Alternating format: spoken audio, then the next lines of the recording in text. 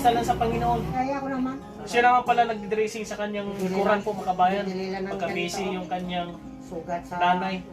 Ito na. Mga kabayan, binalikan namin ngayon ni Bro Boni. Boyet, bigay na po namin yung cellphone. Libangan niya po para ho ay hindi po sa ma-stress o hindi po sa ma-depress mga kabayan. Kamusta? Okay naman din ang kaya limon. Kamusta ang tulog mo sa bagong pom? Mas magandang tulog ko kasi hindi na masakit ang likod ko. Dati, Okay na? Masakit yung likod ko. Hindi ko mayo galaw-galaw. Bumabaw ng katawan ko. Kaya ngayon, Okay na? ganda ng kilos ko na yon. Mabuti naman. Mabuti na. Hindi na mayo. Hindi na masakit. Tapos every 3 hours, gilid-gilid ka. Tagilid ka para yung sugat ng likod mo hindi masyadong lapat, ha? Gusto ko sana kaya Raymond yung gamot na yung pinakita ko yung tito nga. Wala ka ng gamot? Ayun, ito na lang. Ilan na lang yan? Araw-araw umiinom ko sa ito. Mas maganda ang tulog ko. Ito. So food supplement. Pag supplement ko. Sige, sabi naman ni Sir Noy, bibigyan ka niya pag makahingi isa doon ng Pag mayroon na, dali na lang namin dito. Tapos yung gamot ko nga para sa magdudumi ka wala, Kuya Raymond. Ito, tag 2 piraso to no. Relax. Nagpabili ka na? Hindi pa. Binili namin ng ulam to. Binigay ni Tito Noy. Oh. Kaya, wala na kami. Ulam mamaya. Binili man to kanina. Ulam namin. Okay. 100. Kailangan po ni Mayroon ang Boyet ng pambili ng gamot po mga kabayan. Yung sitwasyon kasi niya, tulad yun, nakakateter po siya. Tapos yung paa niya, na itong paa niya mga kabayan? Yung wala nang iba, wala bang hindi na makaramdam, yung patay na yung kalahati niyang katawan. Kalahati katawan lang maramdaman ko. Gumagalaw lang ko, kalahati lang, ang kalahati. Hindi na gumagalaw. Andito kami ngayon Bro Boni para ibigay sa yung cellphone para meron kang libangan. Okay? Makikunik ka lang sa internet dyan. Hulog-hulog ba yung internet dyan? Para makapanood ka ng video. Abot ba dito kaya yon? Kinunlit na lang po namin ni Bro Boni doon. Meron palang piso wifi yung cellphone ni Kuya Boyet. Ito na. Makapanood na sa dito mga kabayan. Yan. Ibigay na natin sa kanya. Balik tayo. Kabalo na nga siya. Dito na yung kabalo yan. Kuya Boyet, Oy, okay na. okay na? Nakakunik ka sa internet dito. One day ito, 20 pesos. One day. Jesus, one day. Ayos. Pwede ka manood yan. Tingnan mo. Ayos. Ito lang pindutin mo lang to. Pinutan mo lang. Yan. Okay na yan. Ang password nito, ito. Yan. Anong? Ano ang password? Okay? Makikita mo na dito. Facebook niyo mo ito. Pag inopen mo. Meron yung Facebook. Meron ka ng Facebook account mo ito. Ito. Buhit Kabalhin. Buhay ka ba yun? Pwede ka manood ng mga video namin. Kay Bro Boni sa akin. Sa ibang kasama ko. Kay Sir Noy. Andito ang mga video. Pwede ka makapanood niyan. Pag mag-live si Sir Noy, pwede ka makapanood. Kasi nakapalo na rin ito doon sa mga account. Okay? Pero bibilihan ko lang ng SIM card. SIM card? SIM card. Pwede rin. Pwede rin. Sige, kahit bibili na lang kami susunod pagbalik namin. Hinatid lang namin to para may ka. May libangan ka ba? Para makatawag na. Pwede makatawag yun sa kapatid ko sa Manila. Pwede. Tapos may kapatid ko sa Gua. Gusto kong maka-video call para kami dalawa. pwede ka maka-video call sa Matagal kanila. na. Ito yung messenger. Ito yung messenger mo. Messenger, Ito ang messenger mo.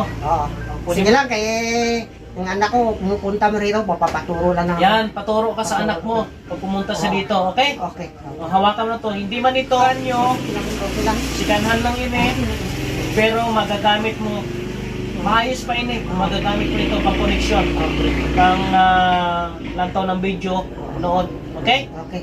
At sa ibang needs ni Kuya Boyet, mga needs pa sa dito, mga gamot, pambili ng gamot, sana may ibang makatulong sa kanya. Hindi naman siya pinabayaan ng kanyang mga kapatid. Pinapadalhan naman po siya pero hindi po sapat po mga kabayan. Hindi sapat. Tulad nito, Kulang ang may mga needs din sila dito. Kaya kasama dito yung nanay niya na senior na hindi po, kumbaga, mahina rin katawan. Na hindi, yan lang nag-aalaga sa kanya. Hindi na kayang buhat-buhatin si Boyet. Tapos yung trabaho ng kanyang nanay nandyan sa palayan. Mga kabayan. O, ikaw na bahala nito. Okay. O, try mo ng open, be. Pindutin mo itong sa gilid. Ito to. Yan. Ano yung kuko mo? Diin mo lang. Yan. Tapos, ayan password mo. Yan. Anong? Yun, open na. Pag may internet ka, di kaya kung may SIM card o may load, pwede kang makapanood sa ng video. Bibo ni sa ako. O, Bibo yan. Bibo. Hinatilan namin yan ni Bro Bonnie para mabigay sa iyo. Wala kang prutas para makakain ko. Oo, hindi kami nakadala ng prutas. Pabalik na lang namin. Balik na lang. Oo. Kasi hindi kami nakapunta ng Sipalay. Mayroon pala, oh. Kain ka muna. Dala ni Bro Bonnie.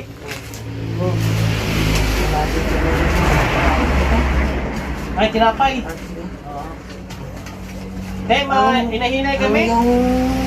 Yung hinihingi ko kayo, itinay na kape, yung Amigos Coffee. Oo. Sir Roy, yung Amigos Coffee, hindi makalimutan ni yung Boyet. Lawang ko ang Amigos Coffee. Oo. Masarap yan. Bibigyan ka niyan pag makakuha sa doon. Hintayin mo na lang. Okay? Pag malubat yan, i-charge mo na lang. Charge mo na lang. Hey, malis mo na kami. Babalik na lang kami dito pag meron tayong blessing. Ha? Sige, okay. Okay, Salamat din sa aming bulit na sa ako. Magano lang, dasal lang sa Panginoon para kahit pa paano, kahit ganito sitwasyon mo, mas maganda na sana yun kasi hindi na bumubaw ng katawan ko. Tapos pagka every 1 hour, 2 hours, gilid ka. Yan ang sabi ng doktor. Oo, para hindi masyado. 3 hours, 2 hours, baliskad naman ko, kabila naman. Para yung sugat mo, hindi masyadong nakaano sa bumabaon. Ang bili ng sabi ng doktor, yan ang gamot to. Para sa spray. Sige. Sa Sino pila ko. nagdi-dressing? Si nanay, kung kisa ako kay sako siya sa talamnan. Ako po, kaya ako naman.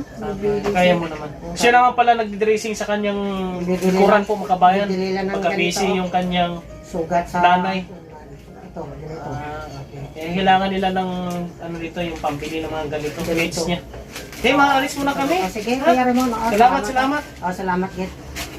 Mga kababayan, ayun po ang sitwasyon ni Kuya Bert. Kailangan niya talaga ng support dito. Alalay mga kababayan. Kami, kung ano lang magawa namin, kung ano lang kaya namin gawin, yun po mga kababayan. Hindi man na kami makatulong ng sapat. At least yung pakiramdam ni Kuya Boyet ay gumaan. Dahil merong mga tao na bumibisita sa kanya. Kuya, nakasama yung loob mo. Magdasal ka sa Panginoon at kung ano yung pwede mong magawa dyan, kalikot-kalikot ka ng mga may cellphone ka na. Pagbisita ng anak mo, kunin ka doon sa internet o ano man, paturo ka lang. Sige, Kuya Ramon. Okay, salamat. Mga kabayan, maraming salamat. Kung mayroong mga nais na tumulong kay Kuya Boyet, paki-message lang po kami para maihatid po namin dito. Isa sa mga problema niya, itong kama niya, Umuga to. kabayan, medyo sira na. Sige lang, Sige lang, kung anong meron mga kabayan, siguro mo kung mayroong blessing, nag-iisip tayo kung anong pwedeng magawa, kung anong pwedeng maibigay po sa kanya mga kabayan. Salamat! Shout out sa inyong lahat, sa mga followers natin. Salamat sa mga nag-follow, subscribe sa inyong channel, nag-follow kay Bro Bonnie Salazar, sa ibang kasamahan po natin. Pakishare ang ating video. Salamat po mga kabayan! Lagi niyong maaasahan, kaibigan at sandalan, kailanman di nagsawang tumulong sana